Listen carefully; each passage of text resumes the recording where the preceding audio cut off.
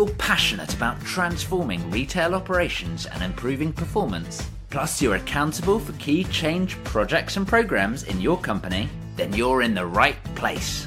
Welcome to the Retail Transformation Show with me, Oliver Banks.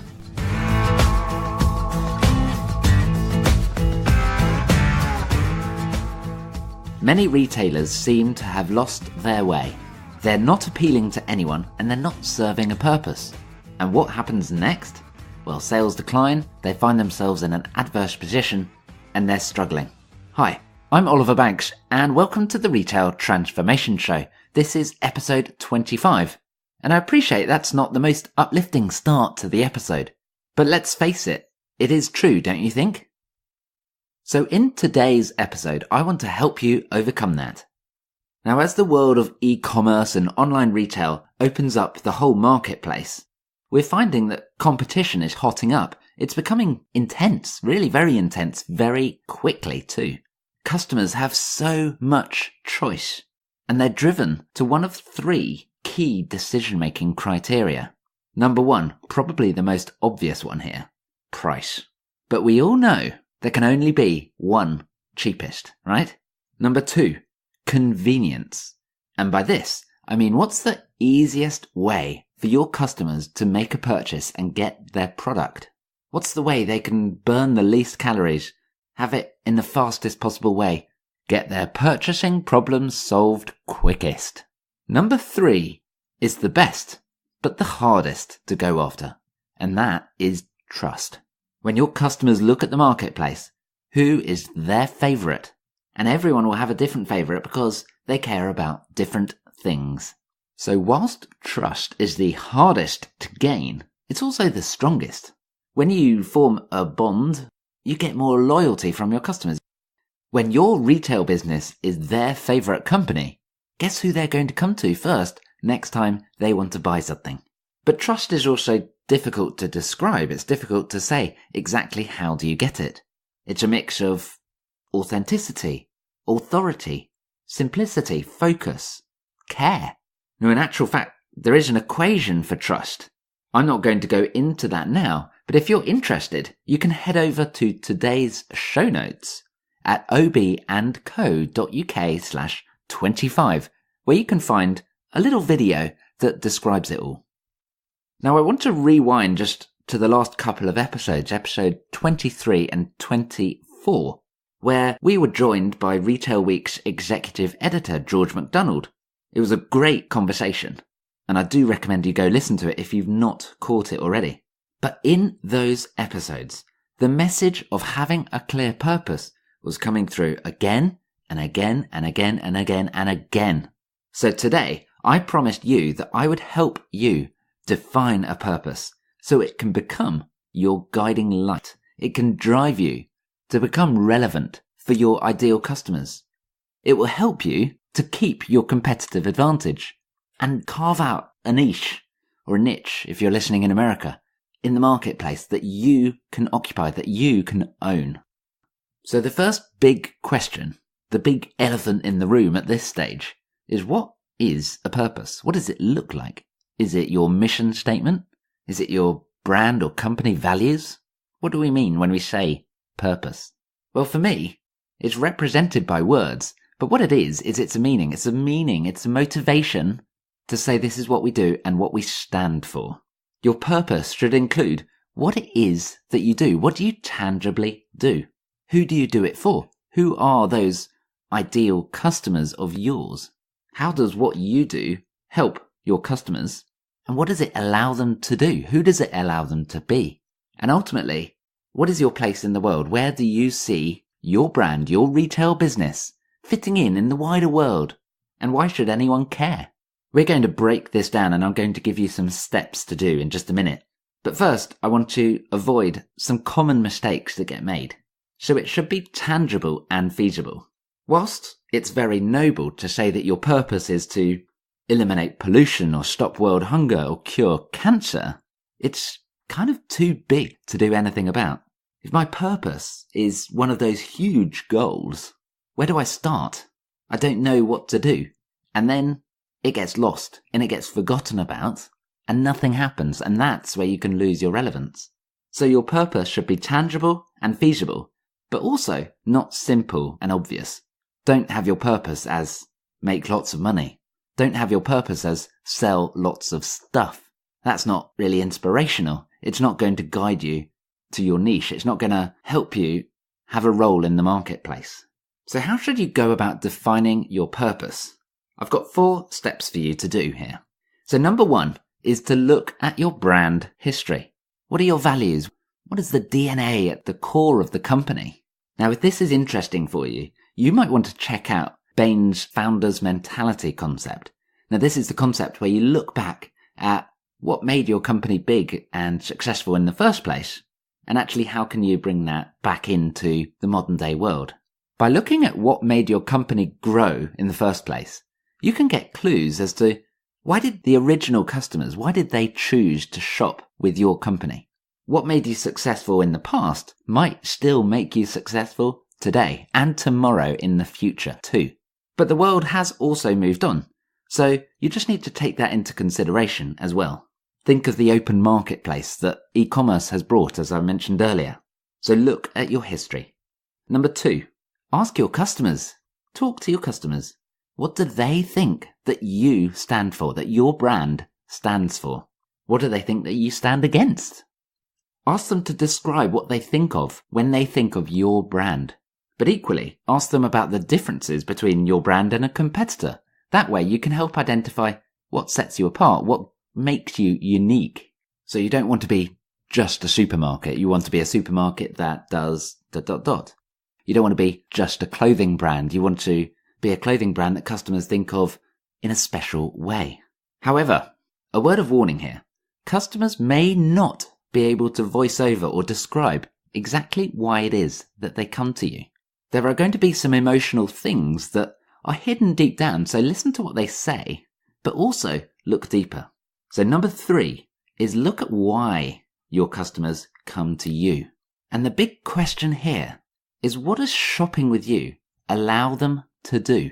Who does it allow them to be? Your customers have a problem. They may or may not recognize that, but they are there to solve their problem and stop some pain or move into a world where they are more successful, they are better, they have an improved life. Whatever it is that you sell, they are looking to cure a problem and either elevate themselves into success or avoid failure. So what is the problem that your business, your brand, your retail operation helps to solve? And that is going to be the reason why your customers come to you rather than your competitors, or even rather than not making a purchase at all, right? They want those problems solved. They want that success, whatever that looks like for them. They want to avoid the failure. Now, I've put in, again, into the show notes at ob&co.uk/25, a really interesting little video from Jeff Bezos in 1997. So this is way, way, way back when Amazon was just a tiny little company, right?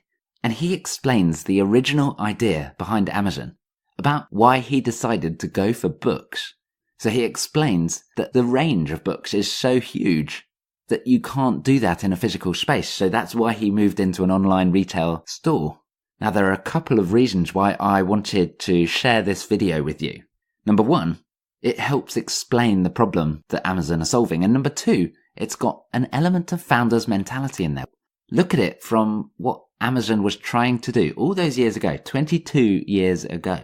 What were they trying to do? And actually, how is that looking like today? Because I fundamentally believe that DNA, that value proposition is still the same. So do check it out. So that is number 3. Look at why your customers come to you. And the 4th way that you can find your purpose is by fulfilling a personal call to action to serve a greater good. Now, this is going to likely come from the founder or a CEO or a senior leadership representative. It's going to be born out of a passion to leave the world in a better place than it was found. Now, I want to give an example here to you, and it's Toms. Toms.com or toms.co.uk if you're looking from the UK. Now, they sell shoes and sunglasses, but they're driven by philanthropy and by giving to good causes. I'm going to put their web link again on those show notes, ob&co.uk/25. But these are some of the words from their website. With every product that you purchase, Tom's will help a person in need. That gives them a very clear purpose, don't you think? They're going to know exactly every time we get a purchase, we've got to help a person in need. Now, one of the ways they do this is to give new pairs of shoes. And in fact, they state they've given over 86 million pairs of new shoes. It's not like they're recycling new shoes to children in need across the world. The purpose of Tom's shoes, therefore, is to make the world a better place, but they are doing it in a very specific way. That is their purpose. And it then becomes clear that they know what to do, how to drive their business forward, and how to inspire their customers. So those 4 steps again, just to recap. Number 1, look to your history. Number 2, ask your customers. Number 3, look at why your customers come to you. And number 4, fulfilling a personal call to action or serving a greater good. So as you go through those 4 steps, I want you to think about what it is that you do. That should hopefully be quite clear. But who do you do it for? Who are your ideal customers? What's their problem? And how do you help solve that problem? And what does that allow them to do? Who does it allow them to be? Now, one of the big challenges when it comes to finding your purpose is going to be conflict. People have different opinions. The exec board will have different opinions. The overall board will have different opinions. And if those opinions are not resolved, you're going to end up with 2 purposes running side by side, at least 2, let's be honest, running side by side in the organization. And what's that going to do? It's going to cause friction. It's going to cause difficult decisions. And it's going to ultimately cause a bit of a psychotic element within your business. There are going to be 2 competing purposes.